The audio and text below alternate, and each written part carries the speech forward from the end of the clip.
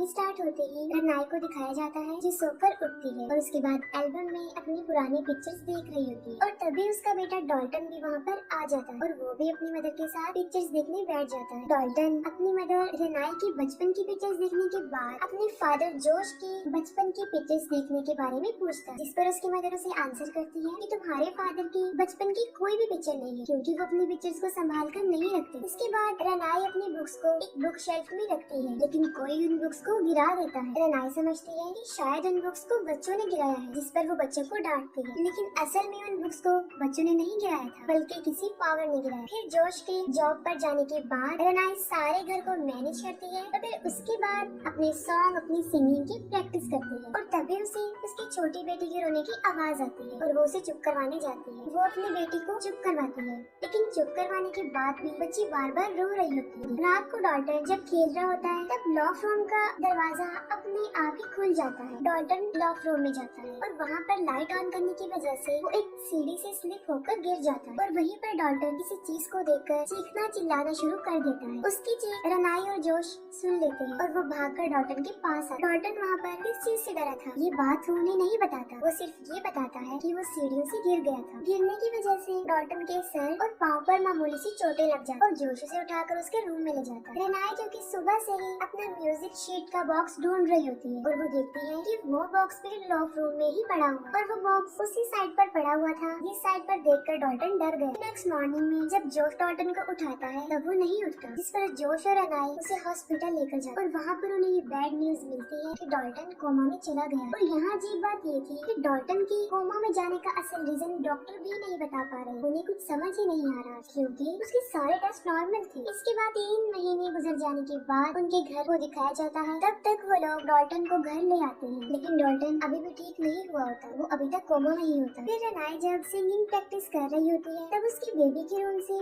Baby monitor में कुछ लोगों के बोलने की आवाजें आती और वो आवाजें आहिस्ता आहिस्ता तेज होती जाती है और फिर वो बच्ची रोने लग जाती है। तब रनाई भाग कर वहाँ जाती है लेकिन वहाँ पर कोई भी नहीं होता। रात को रनाई का दूसरा बेटा फॉस्टर उसको कहता है कि मैं अपना रूम चेंज करना चाहता हूँ। तब रीजन पूछने पर वो बताता है कि रात को डॉल्टन नींद में चलता है जिसकी वजह से वो डर जाता है। हालांकि फॉस्टर का रूम डॉल्टन के रूम के बिल्कुल सामने होता है और डॉल्टन तो कोमा में था, तो इसी वजह से रनाई उसकी बात पर ज्यादा ध्यान नहीं देती। आधी रात को फॉस्टर की आँख खुलती है और वो सामने वाले रूम में देखता है जहाँ पर डॉल्टन सो रहा होता है, जिसकी वजह से वो बहुत डर जाता है और अपने रूम का डोर बंद कर लेता है। तभी वो नोटिस करता है कि उसके रूम के बाहर कोई चल रहा है। तब फॉस्टर डर कर जल्दी से भागकर अपने बेड पर आ जाए। फिर जोश और रनाई अपने रूम में होते हैं तब उनके मेन दरवाजे पर नॉक होता है। जोश वहाँ पर जाकर चेक करता है कि कौन है लेकिन वहाँ पर कोई भी नहीं होता। जोश दरवाजा बंद करके सिक्योरिटी अलार्म ऑन करके वापस अपने बेडरूम की तरफ आ रहा होता है लेकिन घर का अलार्म जोर जोर से बजना शुरू हो जाता है। तब जोश भागकर वहाँ जाकर चेक करता है और वो देखता है कि दरवाजा खुला हुआ है। वो दरवाजा और अलार्म दोनों को बंद करता है और तभी रनाई को अपनी बेटी के रोने की आवाजें आती है। रनाई जब अपनी बेटी के रूम में जाती है तब उसे वहाँ एक आदमी नजर आता है जिसे देखकर वो काफी शाउट करती है और जोश को बुलाती है। तब जोश भागकर वहाँ पर आता है और वो बताती है कि उनकी बेटी के रूम में कोई आदमी था। जोश सारे रूम को चेक करता है। अब जोश जब दोबारा मेन डोर के पास आता है तो वो देखता है कि इस बार भी दरवाजे खुले हुए हैं जिसको वो कई बार बंद कर चुका है। इस बार भी जोश वही करता है, दरवाजा और अलार्म दोनों बंद करता है और पूरे घर को चेक करता है आखिर ये क्या माज रहा है और कोई है तो नहीं घर के अंदर। फिर हम देखते हैं कि इतना अरसा गुजर जाने के बाद भी डॉल्टन की कंडीशन पर जरा भी पॉजिटिविटी नहीं आ रही और डॉक्टर्स भी इसके पीछे असल वजह को नहीं जान पा रहे और रनाई को डॉल्टन की बेडशीट पर खून से भरे हुए एक पंजे का निशान नजर आता है जिसे देखकर वो बहुत बुरी तरह डर जाती है और फौरन जोश को कॉल करती है लेकिन जोश घर आने में थोड़ी देर कर देता है जिस पर उन दोनों के दरमियान थोड़ा सा झगड़ा होता है। रनाई जोश को बताती है कि ये घर कर्ज है और जब से वो यहाँ पर आए हैं उनके साथ कुछ न कुछ अजीबोगरीब हो रहा है। उसे लगता था कि शायद इस घर में कोई गड़बड़ है और चीजें भी अपने आप इधर से उधर मूव हो जाती थी। रात को रनाई को एक ख्वाब आता है और ख्वाब में वो डॉल्टन और उसके साथ वहाँ पर एक शैतान को देखकर फिर वो नींद से जाग जाती है और तभी रनाई को बाहर किसी का चलता हुआ शैडो नजर आता है और तभी एक आदमी उसके रूम के अंदर आ जाता है। तब डरी और सहमी हुई रनाई शाउट करना शुरू कर देती है क्योंकि वो आदमी उसे डरा देता है। जोश जल्दी से वहाँ पर आता है। रनाई उसे कहती है कि अब वो मजीद इस घर में रहना नहीं चाहती क्योंकि ये घर हॉन्टेड है। वो लोग उस घर को छोड़कर एक दूसरे घर में शिफ्ट हो जाते हैं। शिफ्टिंग में इनकी हेल्प करने जोश की मदर लॉरेन भी वहाँ पर आती है। एक पिक्चर को देखकर लॉरेन हैरान हो जाती है कि जोश ने अपनी फैमिली फैमिली के साथ पिक्चर बनवाई है। इस घर में भी रनाई को कुछ न कुछ अजीबोगरीब फील हो रहा हो और घर में एक बच्चे का घोस्ट उसे नजर आता है और घर के सारे दरवाजे अपने आप बंद होते हैं और खुलते हैं और रनाई देखती है कि उस बच्चे का भूत डॉल्टन के रूम में जाकर छुप गया है। रनाई एक बार फिर से डर जाती है और फिर वो एक फादर को बुलाती है। तब रनाई जोश को बताती है कि पिछले घर में जो शैतान था वो उन लोगों के साथ इस घर में भी आ गया है और वो उसे बच्चे के भूत के बारे में भी बताती है। इस पर लॉरेन भी रनाई का ही साथ देती है। जोश की मदर उसे बताती है कि मैंने ख्वाब में एक शैतान को देखा और जब मैंने उससे पूछा कि वो यहाँ पर क्यों आया है और क्या चाहता है, तब उस शैतान ने कहा कि मुझे डॉल्टन चाहिए। और इन बातों के दौरान ही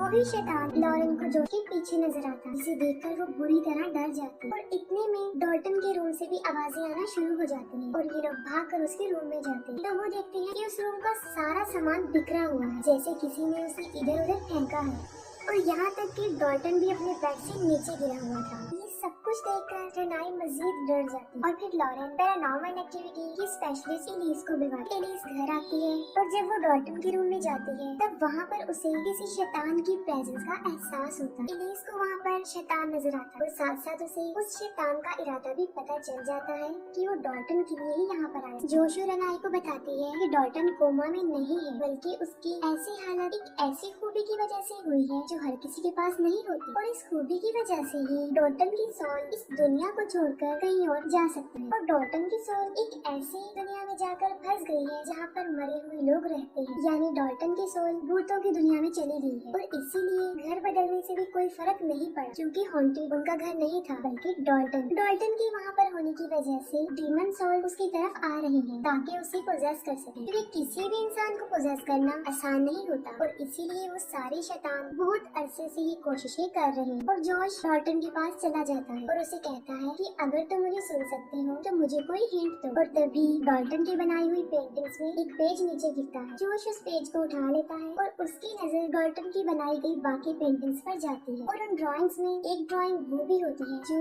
उस शैतान की। इस पर जोश को रियलाइज होता है कि एलिस बिल्कुल ठीक थी। एलिस और उसके साथी डॉल्टन से कनेक्ट करने की कोशिश करते हैं और उसके साथ उनका राब्ता हो भी जाता है। डॉल्टन उनकी आवाज सुन सकता था और वो उन्हें रिप्लाई भी करता है। डॉल्टन उन्हें बताता है कि वो एक आदमी से डरा हुआ है जिसके चेहरे पर बहुत ज्यादा आग है और डॉल्टन इन लोगों से बात करने से डरता है क्योंकि उसे इस बात का डर था कि कहीं वो शैतान उनकी कन्वर्सेशन न सुने। डॉल्टन डरी हुई आवाज में कहता है कि उस शैतान ने हमारी बातें सुन ली है और इसके साथ साथ डॉल्टन पूरी तरह डर जाता है और इसके साथ ही उन लोगों के साथ अजीबोगरीब होना शुरू हो जाता है और डॉल्टन अपने बेड से उठकर इन लोगों के पास आ जाता है और उस वक्त डॉल्टन के पास ऐसी पावर होती है कि वो उन लोगों को इधर उधर फेंक रहा होता है और साथ साथ वो टेबल और चीजों को भी इधर उधर फेंकता है और तभी बाकी गोश्त भी वहाँ पर पहुँच जाते हैं और एक शैतान रनाई को पकड़कर उसे डरा देता है और इस बार जोश भी उसे देख लेता है और जब जोश रनाई को बचाने की कोशिश करता है तब वो शैतान उसे दूर फेंक देता है और इन सब के दौरान एलिस डॉल्टन से उस शैतान को भगाने की कोशिश करती है। तब डॉल्टन जमीन पर गिर जाता है और सब कुछ अपनी नॉर्मल हालत में वापस आ जाता है। असल में डॉल्टन अभी भी कोमा में ही होता है और जब कुछ देर पहले उन लोगों के साथ हुआ था उसके सारे रिकॉर्डिंग में हमें दिखाया जाता है कि वो शैतान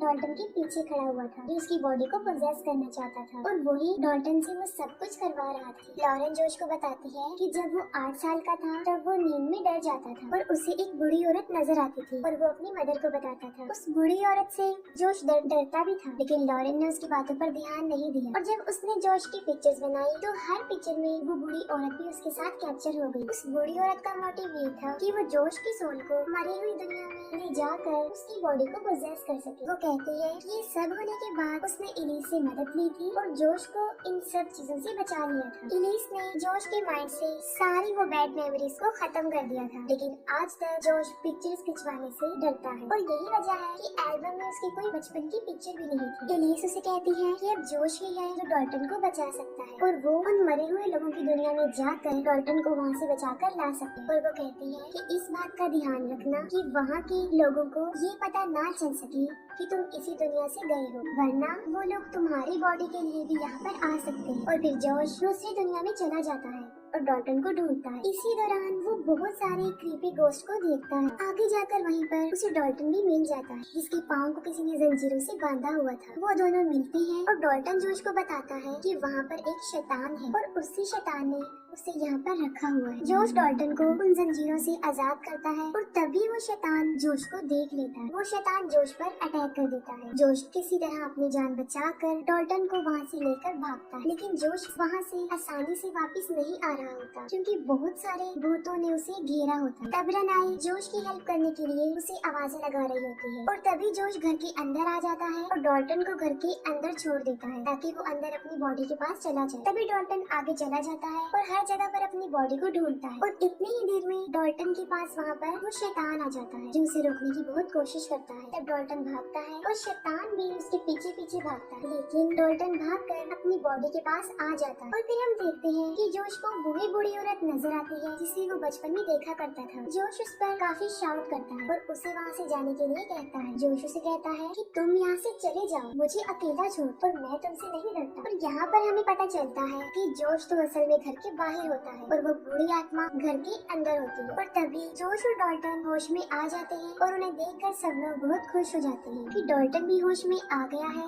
वो बिल्कुल ठीक हो गया है और किसी को भी जानी नुकसान नहीं हुआ। एलिस और उसके साथी अपना सामान वापस लेकर जा रहे होते हैं। जोश और एलिस बातचीत कर रहे होते हैं और जोश अपनी पुरानी पिक्चर्स एलिस को वापस करता है और पिक्चर लेने के दौरान एलिस जोश के हाथों को देखकर चौंक जाती है और फिर वो जोश की पिक्चर बनाती है जिस पर जोश काफी भड़क जाता है। और यहाँ पर हमें पता चलता है कि वो बूढ़ी औरत का घोस्ट जोश की बॉडी में आ चुका है और अब जोश की सोल दूसरी दुनिया में फंस गई है। वो एलिस पर अटैक करता है और उसका गला घोटकर उसे मार देता है। और इन सब के दौरान एलिस के चीखने की आवाज रेनाई सुन लेती है और वो उसे देखने जाती है। जब रेनाई वहाँ पर आती है तब वो एलिस को मरा हुआ देखकर बुरी तरह डर जाती है और वो उसी कैमरे में जोश की फोटो यानी उस बूढ़ी औरत की सोल को देखती है, जिसे देखकर वो काफी हैरान भी हो जाती है और डर भी जाती है। और इतनी ही देर में उसके पीछे जोश आ जाता है और रेनाई डर जाती है और इसके साथ ही ये मूवी यहीं पर एंड हो जाती है।